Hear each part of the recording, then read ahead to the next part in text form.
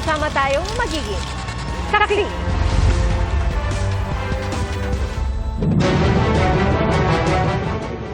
Bago sa saksi, 164 na milyong pisong halaga ng shabu ang nasamsam mula sa isang Canadian national na dumating sa NAIA Terminal 3. Nabisto ang kontrabando sa kulay itim na maleta ng dayuhan. Nakabalot pa sa foil ang shabu na 24 na kilo ang timbang. Pinangunahan ng PIDEA ang operasyon sa pakikipagtulungan sa NBI, PNP at Bureau of Customs. Mahaharap ang naarestong dayuhan sa reklamong paglabag sa Comprehensive Dangerous Drugs Act. 10 ang sugatan sa karambola ng 4 na sasakyan sa Muntinlupa. May mag-asawa pang pumailalim sa isa sa mga sasakyan. Ating saksihan. Nakaparada ang jeep na ito sa tabi ng isang kainan sa Barangay Sukat, Muntinlupa nang biglang sumalpok sa nakatigil na sasakyan ng isa pang jeep. Nagulantang ang mga tauhan at kumakain. Gayon din ang iba pang tao sa lugar. 10 ang sugatan sa insidente. Meron tayong 4 vehicles involved. Doon sa 4 vehicles involved po natin, meron tayong 10 na injured. 2 doon sa 10 na yon ay nasa ospital ng Muntinlupa. Yung jeepney ay traversing from northbound. And then nawalan siya ng preno, doon siya kumaliwa sa Miracle Road, doon sa Sukat. And then lahat po ng mga na-damage na sasakyan, na involved na mga tao ay nandoon. Ayon sa saksi, may mag-asawa pang pumailalim sa sasakyan. Napailalim po yung mag-asawa, tapos yung ibang mga pasahero po na nasa jeep sa likuran ng driver, may mga sugat po, yung mga estudyante po. Umakyat po siya sa gutter, buti po bumaba rin po. Sa kabila ng nangyari, wala na raw mangyayaring demandahan ayon sa pulisya. Nagkasundo na po sila. Wala na po siya sa poder ng ating kapulisan since nagkaayos na nga po sila. Para sa GMA Integrated News, JP Soriano ang inyong saksi. Patay isang sidewalk vendor sa Quezon City matapos maatrasan ng bus na nawalan umano ng preno. Saksi, si James Agustin. Nagbaba ng pasahero ang bus na ito kaya tumigil sa Commonwealth Avenue sa Quezon City. Maya-maya umatras ang bus hanggang sa muntik tamaan ng isang taxi na nakaiwas bago pa ito tuluyang maararo ng mas malaking sasakyan. Pero naararo ng bus ang isang motorsiklo na nakaparada sa gilid ng highway at ang mga nakapwesto sa bangketa. May nagtitinda dyan ng mga vendors ng mga gulay po. Ang buti po, wala kami dyan. Yung paninda namin na ano yan lahat, na nasagasaan niya po. Ang masaklap habang nagtatakbuhan ng mga tao, isang babaeng vendor ang napuruhan ng bus. Bahagyang nahagip din ng isang SUV. Tumigil lang ang bus nang tumama sa poste ng footbridge. Naipit ang paa ng 53 anyos na nagtitinda ng gulay matapos siyang pumailalim sa bus. Pahirapan ang pagsagip sa kanya. Sinubukan namin itagilid yung bus para maiangat yung babae na naipit. Ang problema, hindi talaga kaya, sobrang bigat. Kaya siguro umabot kami ng 15 to 20 minutes before na rescue. Ginamitan na namin siya ng 2 jack plus yung bato, pinatungan namin para umabot yung pagkaangat doon. And then habang inaangat yung bus, yun, hinila na namin yung biktima. Naisugod pa siya sa ospital pero binawian din ang buhay. Ayon sa pulisya, rutang Alabang Fairview ang bus. Naramdaman niya po na wala na pong brake yung minamaneho niyang bus. Hanggang sa hindi niya na po na-control, ayun po, umatras po yung bus hanggang sa may mga tinamaan nga po. Tumangging magbigay ng pahayag ang 50 anyos na bus driver na nasa kusudian ng QCPD Traffic Sector 5. Maharap siya sa reklamong reckless imprudence, assaulting and homicide and multiple damage to properties. Sa Kabagan, Isabela, sugatan ng isang rider matapos bumangga sa nakaparadang tricycle. Base sa imbestigasyon, mabilis at takbo ng motorsiklo at hindi raw napansin ng rider ang tricycle. Nakalabas na ng ospital ang rider. Sa Malasiki, Pangasinan, tricycle at motorsiklo rin ang nagbanggaan. Ayon sa pulisya, nag-overtake ang tricycle nang dumating ang isang motorsiklo kaya bumangga. Itinakbo ang 4 na biktima sa pagamutan. Nagliyab naman ang tricycle na ito sa gitna ng kalsada sa Lawag City, Ilocos Norte. Hindi raw nasaktan ang tricycle driver na agad nakababa ng mapansing nasusunog na makina. Patuloy na inaalam ang sanhi ng sunog. Para sa GMA Integrated News, ako si James Agustin, ang inyong saksi. Iniimbestigahan ngayon ang driver ng bus at ang driver ng motor jeepney na nagsusugal umano online habang nagmamaneho. Saksi, si Darlene Kai. Umaandar sa EDSA ang modern jeepney sa videong ito na kumakalat online at kuha noong madaling araw noong July 7 ayon sa nagpadala ng video. Pero ang driver, makikitang pumipindot sa cellphone na nakapatong sa kanyang hita. Nag-o-online sugal umano siya. Biyaheng Cavite naman ang bus sa isa pang viral video kung saan kita kung paanong nagsasalita ng tingin ng driver sa kalsada at sa hawak niyang cellphone. Naglalaro rin umano siya ng online sugal. Sabi ng uploader na bahala siya dahil nawawala na sa linya ang bus. Hindi rin anya ito nakakapreno agad dahil tila hindi napapansin ng driver ang ibang sasakyan. Sinita kalaunan ng pasahero ang driver na agad naman daw tumigil noon sa pagse-cellphone. Ang parehong insidente, malinaw na paglabag sa Anti-Distracted Driving Act ayon sa LTFRB. Iniimbestigahan na nila ang mga ito. Linalagay niya sa peligro yung mga pasahero niya. Bakit? Hindi kasi siya concentrated sa driving niya. No? So, kita natin yung violation doon. At pag may violation, may kaukulang penalty at nakasaad din sa batas.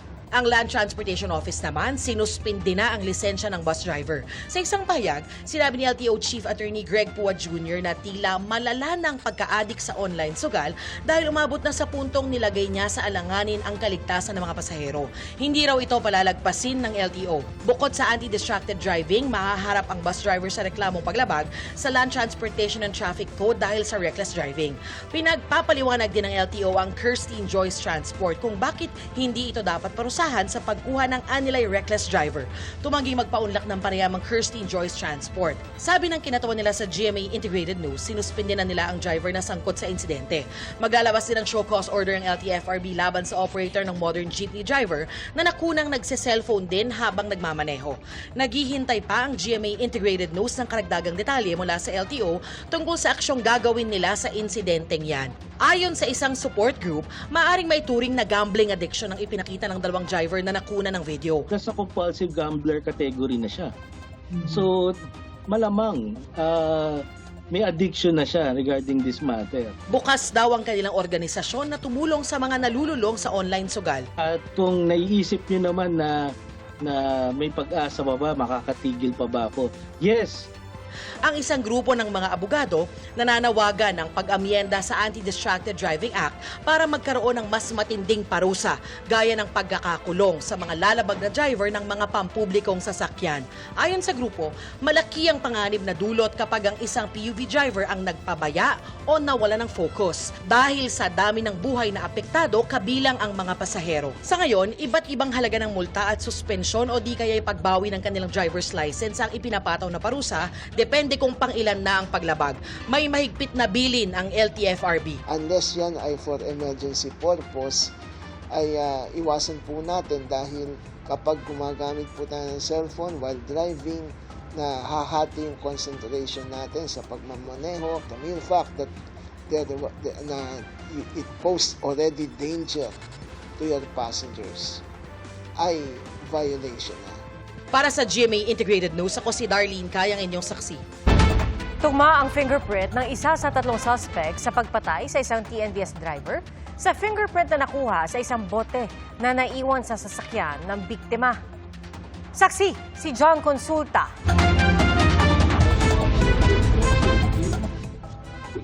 Sa paghaharap nila kanina sa isang press con, nakatingin lang sa sahig ang 3 suspect na pamatay sa driver ng sinakyan nilang TNVS habang nakatitig sa kanila ang anak ng biktima.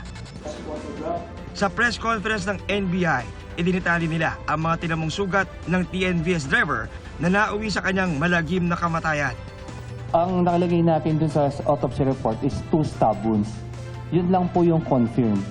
But based from the reaction ng tissue, I can assure you that there were more than 2 stab wounds. Ang isa sa mga nagdugtong sa suspect sa crime scene ay itong ang nakuwang fingerprints ng NBI Forensics. Makikita natin na mula sa kotse ng TNVS driver ay na-recover nila ang isang mineral water na bote. At ang prints na nakuha dito, kanilang in-examine at tumugma sa fingerprints na ibinigay ng isa sa mga suspect na kung saan hindi lang isa, hindi lang 2, kundi 17 points ang nagtugma. At ang dagdag pa rito ay tumugma pa ito sa isa pang fingerprints na nakuha mula sa suspect nang siya ay kumuha ng NBI clearance. Sa comparison po, we need only 10 identical characteristics because fingerprint, 10 lang po ang kailangan na nag-match po ito with 17 identical with characteristics. Lumabas na rin ang resulta ng DNA analysis na isinagawa ng unang na-recover ang sasakyan sa Valenzuela. Na-connect na po namin yung sample na nakuha namin sa sasakyan at yung sample sa pamilya at nag-match po ito sa 3 anak po ng victim at dun sa nakuha naming unknown specimens. Natuklasan din ng NBI na isang araw bago nawala ang driver na si Raymond Cabrera, nasangkot ang isa sa mga suspect sa pang-hold up sa isang membro ng LGBT community. Sa isang motel, dun ho, hinold up po nila. Pero dahil nagkaroon po ng, yung isa po sa grupo nila is nahuli, so yung iba po, itong isa dito, nakatakas naman po. Once and for all, yung mga apps natin, like Grab, everything, makausap namin yung mga may-ari so that maturuan namin sila kung paano nila mapoproteksyonan yung kanilang mga driver. Di na nagbigay ng pahayag ang mga suspect. Mensahe ng pamilya Cabrera sa mga suspect. Diyos na po ang bala sa kanila. Para sa GMA Integrated News, ako si John Consulta, ang inyong saksi.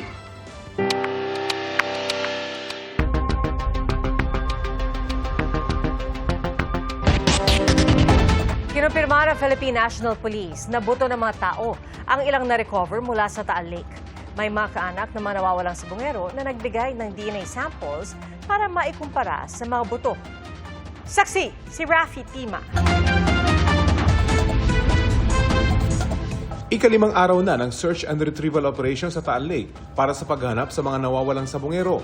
Tulad kahapon, walang naiangat na kahina-hinalang bagay ang mga diver ng Philippine Coast Guard. Naglagay na lang muna ng boya ang mga kawani ng PCG bilang palatandaan ng kanilang mas malawak na search grid. Dumating na ngayong araw ang Remotely Operated Vehicle o ROV na makatutuwang ng mga divers sa pagsisid. Kaya nito mag-operate ng ilang oras ng tuloy-tuloy. Inaasahang mahaba-haba pa ang operasyong ito at ayaw ng mga otoridad sagarin ang kanilang technical divers. Sa underwater footage na inilabas ng PCG, kita kung gaano kahirap ang paggalugad sa madilim at maburak na lake bottom. Bukod sa low visibility, kalaban din ng divers sa freshwater diving ang lamig ng tubig, lalo pat 50 hanggang 70 talampakan ang kanilang sinisisid. Sa kabila nito, sinabi ng PCG na maingat sila kapag nakakakita ng mga kahina-hinalang bagay para mapangalagaan ang chain of custody ng mga makikitang ebidensya. We need to be careful yung divers natin, kaya linalagyan talaga namin ng fine mesh net kasi it's a challenge. It's a challenge. Mula noong Huwebes, 4 na sako ang natagpuan ng mga otoridad sa ilalim ng Taal Lake. Isang sako naman ang na-recover sa tabi ng lawa. Matapos siriin ng PNP sa Camp Crame. Yung mga ba na nakuha ay sa tao talaga or... Halo-halo, no? Kasi alam nyo naman na may farm yan dyan sa lugar na yan. May farm. Ang Taal ay farming yan. So, andyan na lahat ng makikita natin. May mga na-recover na mga animal remains, may human. Nagsasagawa na ang PNP ng cross-matching ng DNA samples ng mga kaanak ng missing sabongeros. I was informed na 12 po doon sa mga kaanak po na mga missing sabongero po ay nakuhanan na po ng DNA profile. So we are just waiting for the official result to be issued by the forensic group kung may magmamatch po dito sa mga possible human remains na nakuha po natin. Ang cross-matching ng mga remains to the possible kins na nagbibigay ng mga standards is madali lang, mabilis lang naman yan. Pero hindi natin mabigyan talaga ng oras dahil hindi nga natin alam ang mga complication na mag-a-arise kasi this is a technical process, very technical examination. Kabilang sa mga nakapagbigay na ng DNA sample ang ina ng nawawalang sabongero na si Edgar Malaca. Kayo ba nakuhanan na ng sample? Oo. Kailan po? Friday ng gabi. At ang kapatid ng biktimang si Michael Bautista. Maasa pa rin po kami na marami pang makita at the same time, meron po mag-positive pagdating po sa mga DNA. Kapag may DNA na nag-match sa mga na-recover na buto, Major breakthrough po yan because this will prove our earlier assumptions na talagang pinatay na talaga itong, at least we're talking about the 34 missing sabongeros na hawak na cases na hawak po ng CIDG.